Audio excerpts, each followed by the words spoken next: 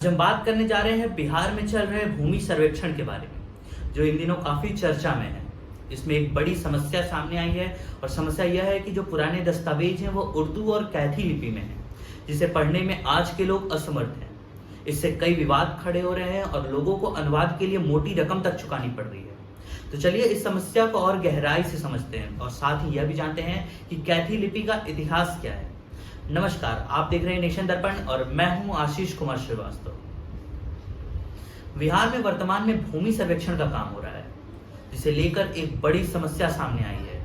जो पुराने दस्तावेज हैं वो उर्दू और कैथी लिपि में लिखे हुए हैं, जिसे पढ़ पाना आज की पीढ़ी के कर्मचारी और रैयत यानी जो कि जमीन के मालिक हैं, उन्हें इससे समझ पाने में बहुत तकलीफ हो रही है। यह एक गंभीर समस्या बन गई है क्योंकि जमीन की सही जानकारी न मिल पाने से विवाद बढ़ रहे हैं। इस समस्या का सबसे बड़ा कारण यह है कि उर्दू और कैथी लिपि के जानकार अब बहुत कम बचे हुए हैं। जो लोग इन लिपियों को पढ़ और समझ सकते हैं वो लोग काफी बुजुर्ग हो चुके हैं या फिर उनकी संख्या बहुत ही कम बची हुई है। साथ ही दस्तावेजों की हालत इतनी खराब हो गई है कि उसे पढ़ पाना भी बहुत मुश्किल हो रहा है। अब अगर बात करें कैथी लिपि की इतिहास की, तो कैथी लिपि का इतिहास काफी पुराना है। यह लिपि 600 ईस्वी में अस्तित्व में आया था।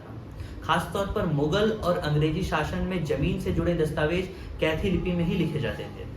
इस लिपि का इस्तेमाल कायस्थ समुदाय के लोग करते थे, इसलिए इसे कायस्थी या कायथी भी कहा जाता था।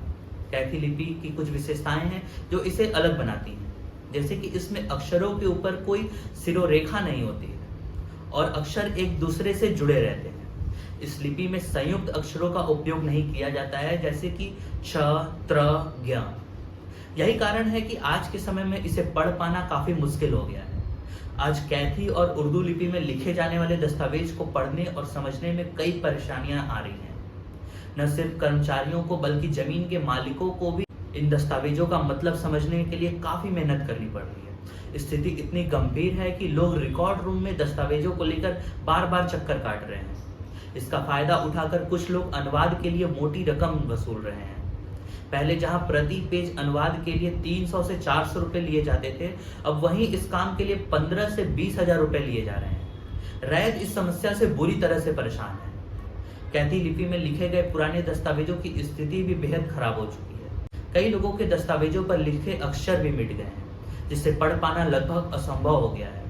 खड़गिया के धनंजय कुमार झा बताते हैं कि उनके पिता, दादा और परदादा के नाम पर बने जमीन के दस्तावेज कैथी लिपि में है, लेकिन दस्तावेज इतने पुराने हैं कि अक्षर मिट चुके हैं। इससे प्रशिक्षित अमीन भी इस दस्तावेज को पढ़ने में असमर्थ है। इस समस्या का समाधान निकालने के लिए बिहार सरकार को जल्द ही कदम उठाने चाहिए।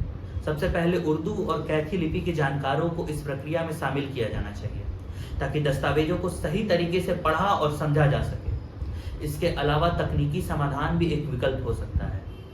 सरकार को इन दस्तावेजों का डिजिटल अनुवाद कराना चाहिए, ताकि ये सुरक्षित रहें और लोगों को अनुवाद के लिए ज्यादा पैसे भी न देने पड़े। तो दोस्तों, यह थी बिहार के भूमि सर्वेक्षण से जुड़ी समस्याओं की एक झलक।